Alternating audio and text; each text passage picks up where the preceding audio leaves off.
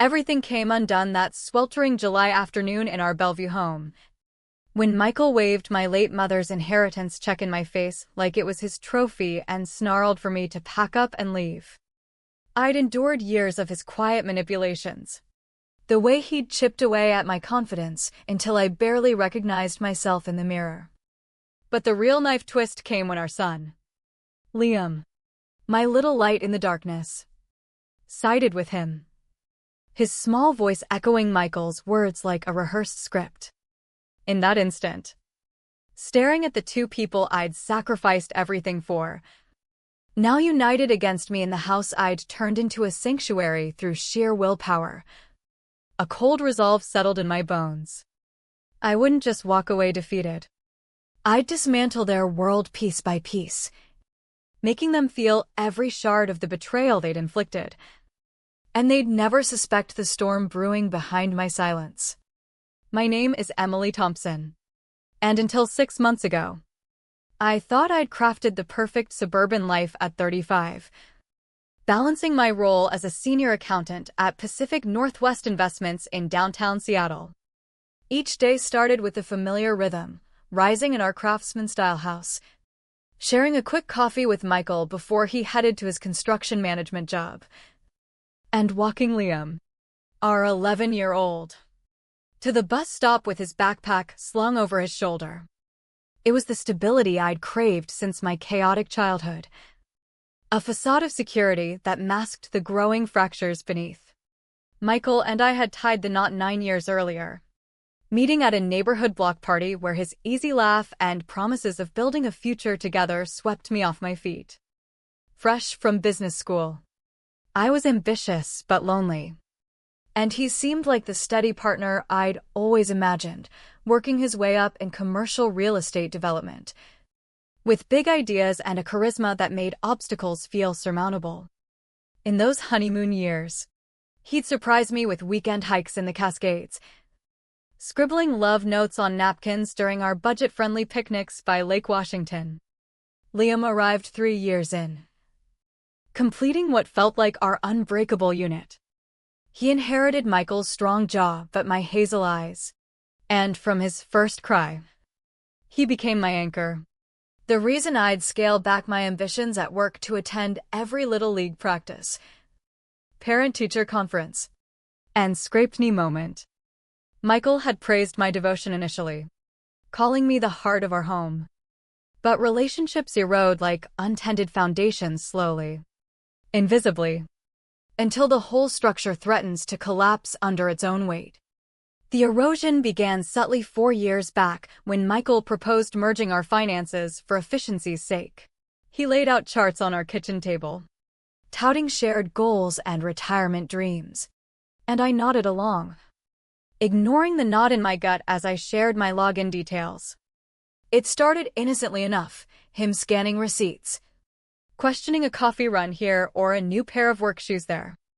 "We're building for Liam's future," he'd say, his tone laced with that paternal concern that made resistance feel selfish.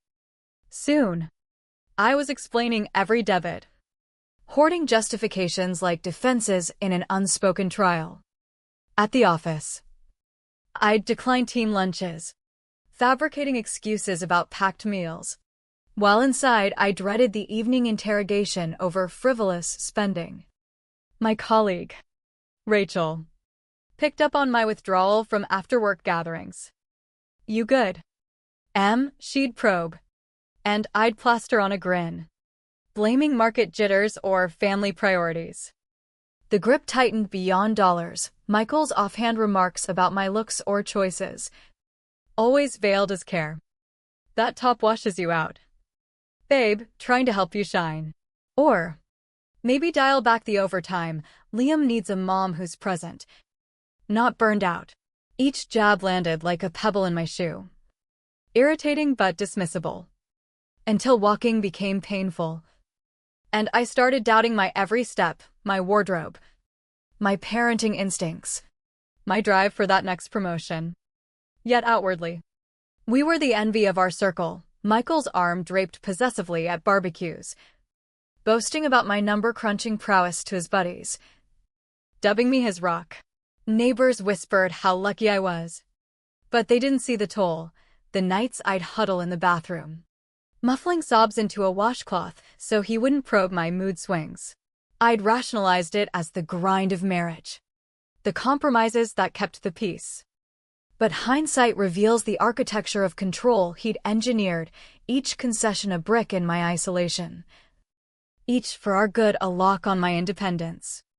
I was an accountant auditing multi-million-dollar portfolios, yet I couldn't buy groceries without a pre-approved list. A mother justifying socks for her growing boy. A wife who'd forgotten the taste of unchecked decisions. Even caged souls yearn for flight, though. And one act of unchecked cruelty can reignite that instinct. The news hit like a Puget Sound squall on a crisp April morning. I was knee-deep in tax filings when my phone lit up with Aunt Clara's number. Emily. Sweetheart, her voice cracked. Your mom slipped away peacefully last night. The room spun. Mom had battled lymphoma for 18 months, but I'd clung to hope she was just 64. With dreams of watching Liam pitch in high school, of finally visiting the Grand Canyon. I bolted from work, navigating Seattle's relentless drizzle as flashbacks assaulted me, Mom drilling me on budgets at age 10, her tears of pride at my graduation, her quiet strength during my early marital rough patches. The service was intimate. Per her wishes, a graveside gathering at a hillside overlooking the sound, with rain mingling our tears. Michael embodied the dutiful spouse, coordinating details I couldn't face, his hand steady on my shoulder as Liam wept beside us, remembering her homemade apple pies and bedtime stories. 3 weeks later, the estate lawyer, M.S. Rivera, summoned me to her office. Michael begged off with a site meeting, so I went solo. She was compassionate, mid-50s with a no-frills demeanor, passing me documents across her cluttered desk. Your mother was adamant, she said softly. She's bequeathed you the full estate, her condo in Olympia, stocks, and savings totaling around $280,000 after settlements. The figure blurred through my tears. Mom had scrimped relentlessly, mending clothes, foraging sales, driving her old Subaru into the ground. I'd never grasped her thrift's depth. Then came the sealed note in her looping script. Dearest Emily, you've given so much of yourself away. This is for you and Liam alone. Chase that independence you've whispered about. Safeguard his dreams. Don't shrink for anyone, you're a force. Forever. Mom. I wept in the parking lot, realizing she'd pierced my facade, offering an escape from the invisible chains. That night, sharing with Michael, his embrace felt off, too tight, too performative. Smart woman. Your mom, he murmured. But his eyes gleamed. We'll park it in the growth fund tomorrow. I'll sort the paperwork. Wait, I ventured. What if we earmark $160,000 for Liam's tuition trust? And I use the balance to launch my own auditing consultancy? I've got the credentials. His smile froze, a micro-shift betraying the crack. Grief's clouding you. No rash moves, let's optimize first. In the following days, his attentiveness surged, flowers on the counter, a spontaneous dinner reservation, even urging me to splurge on a spa day with Rachel. You've earned it, he cooed, pressing cash into my hand. I should have clocked the pattern. His honeyed phases always prelude to takeover, but sorrow dulled my edges. Soon, forms materialized over breakfast, just shifting to our joint portfolio for max yield. My advisors lined up primes. I'm not sure yet, I pushed back. Mom's words echoing. His grip on the pen tightened. This is us being responsible. Or do you want to squander it like that botched stock pick last quarter? I'd actually netted 15% gain. But he'd reframed it as fluke, with her letter tucked away. I held firm. Time. Michael. I need time. His nod was curt. But that night, insomnia gripped me, her plea against diminishment fueling a spark of rebellion. The inheritance symbolized more than funds, autonomy. A reclamation. Little did I know Michael had already commandeered it, plumbing new lows in his Dominion quest. That fateful Saturday, with Liam at a scout campout and Michael on a job site, an inner voice, perhaps Mom's, prodded me to audit our accounts. I'd delayed for weeks, but unease won. Logging in with a pilfered password, spotted on his desk drawer. My pulse thrummed like a guilty secret. The joint checking seemed routine. Then the investment portal, balance $4,218. My breath hitched mere weeks prior. It had shown $278,000 post-transfer. Transactions unveiled the theft, outflows to obscure accounts. Peaking at $200,000 2 days ago. I printed the lot. Rifled the safe, Mom's check vanished. Alongside tax forms I'd signed blindly. His truck rumbled in as I stood amid the evidence on our quartz island. Good site visit? I asked. Voice steel. He froze. Charm evaporating. Where's Mom's money? Papers thrust forward. His mask shattered, eyes arctic. Jaw set. Invested wisely, not your pipe dream startup. You should thank me, your track record's amateur. You forged it. That was mine for Liam. Ours, he spat. Marriage means shared. And frankly, you're clueless without me. A laugh escaped him. Cruel and final. As he brandished a $18,000 remnant check. Take this scrap if you're so ungrateful. Or leave, this house is mine. Funded by my sweat while you played office. Lies, my salary covered 45% of payments. But facts bent his will. Mom? Dad? Liam's voice sliced the air. Home early from camp. His leader hovering awkwardly.